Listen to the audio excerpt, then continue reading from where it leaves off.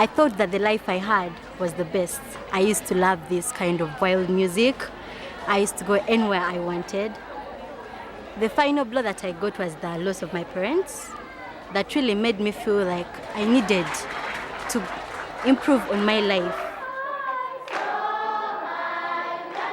I had lived in a dirty environment before. There are drunkards, there were kids who used to take drugs, and personally, I'd also taken some alcohol. I'd been influenced.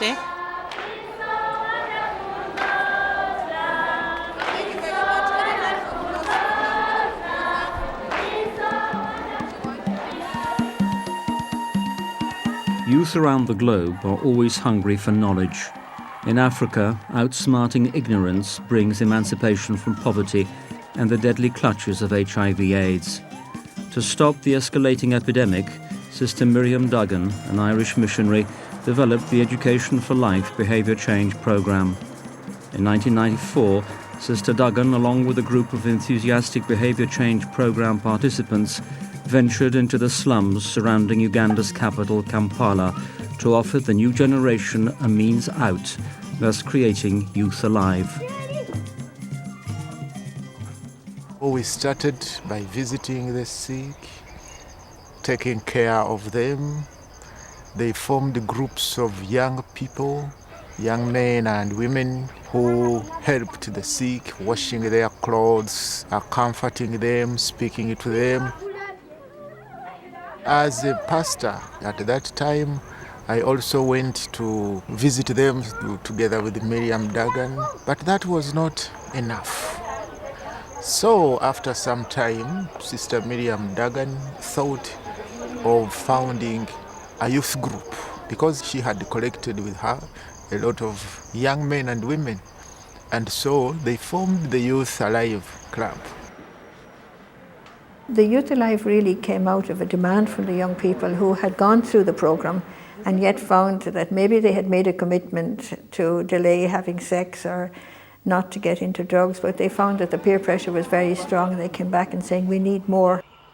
It was to have ongoing formation of young people. The aim as well was to turn the negative peer pressure into positive peer pressure, that the young people themselves could be agents of change. In the early years of the HIV epidemic, condoms were considered the levee that would stop the flood. Abstinence and Fidelity were at best seen as weakness. At that time, there was a lot of propagation of condoms. They said condoms, they said everything can help. Anything we handle our hands on. Let us try to use this, let us try to use that. We discouraged the condoms.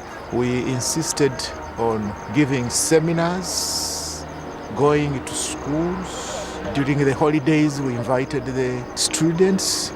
They came to our parish hall and we taught them how to keep themselves alive. Sister Miriam Duggan wanted to address the core and root causes of HIV/AIDS in order to help young people prevent themselves from HIV/AIDS. Was it just simply the sex, or was it because of poverty?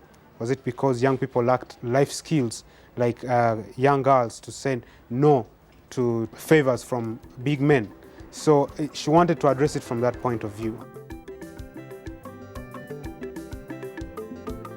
Uganda is Africa's success story when it comes to HIV/AIDS prevention. The prevalence of the epidemic has fallen from 30% to 6% over the last 15 years, largely due to the work of faith-based organizations like Youth Alive. The success naturally extends to the participants of the program. Caritas Carissimi was one of the founding members of Youth Alive. Today, she is a presenter at Uganda's most popular radio station. If it is a youth talking to fellow youth, it's easier because we're at the same level. We kind of see eye to eye. We're involved in kind of the same circles. But if a grown-up who's had children, married and has children, they will listen, but it won't really register. We could just tell them things that you have gone through, the dangers of whatever it may be, whether it's sex at an early age or drinking or smoking, because you also live in that particular environment. Caritas continues to be a positive role model for countless young people across her homeland, despite the pressures she at times faces at her commercial radio station. Adhering to one's Catholic faith is challenging in a society which increasingly advertises pleasure and consumption. Everyone else around me will say, come on, live in the real world. It doesn't really work that way. But I've got to tell them it's got to work that way, for future generation. That's how I'd preach it.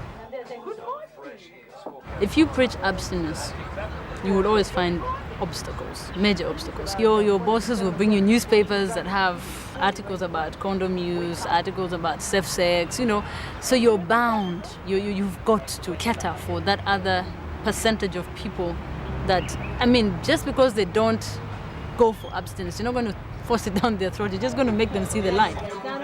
Make sure you call us on 234-913. I think there are many wonderful people in Uganda who believe in that process and believe that they want to hold on to the faith values they've inherited, and also their own traditional values, because in African tradition, virginity was a value. Point of defense. Defense granted.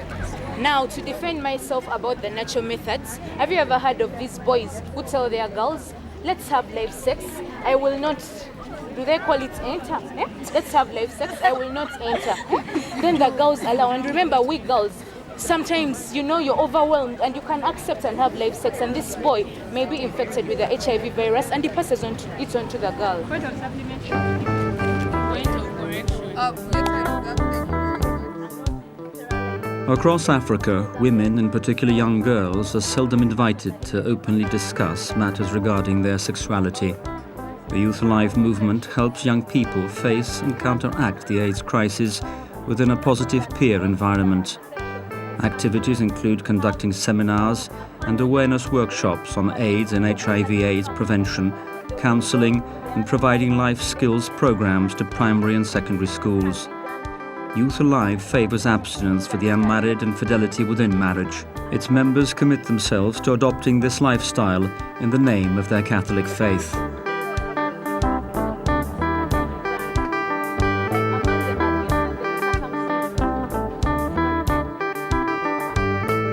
all have a right to protect our lives and to protect the nation.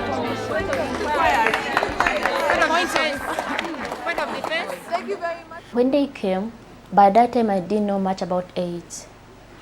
But their workshop, their conference with us, it was about 1 week. When that week ended, I realized there's a lot I didn't know. They told us some facts about AIDS. They told us how you can prevent it, how you can help other people. You're not supposed to desert them. And when they left, we formed a club at our school, and we used to meet like once in a week. When you ask young people, a lot of them do not like the way civil servants and public servants do their work. They don't like the way the police does their work. So we're telling them, who's going to change that? This generation can change that. I want to be a doctor, but a part-time counselor, that I can also help other young people by advising them about things in life. In the several interactions I've had with Youth Alive, the most amazing thing is the testimonies of the young people. A young boy from Zambia who stood up and said, Madam Minister, for us, the young people, after the interactions with Youth Alive, we are going to be the generation which will be free of corruption.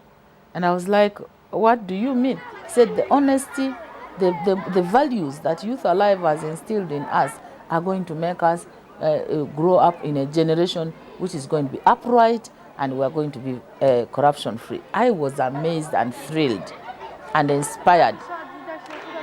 The debate on whether abstinence and fidelity are effective may continue.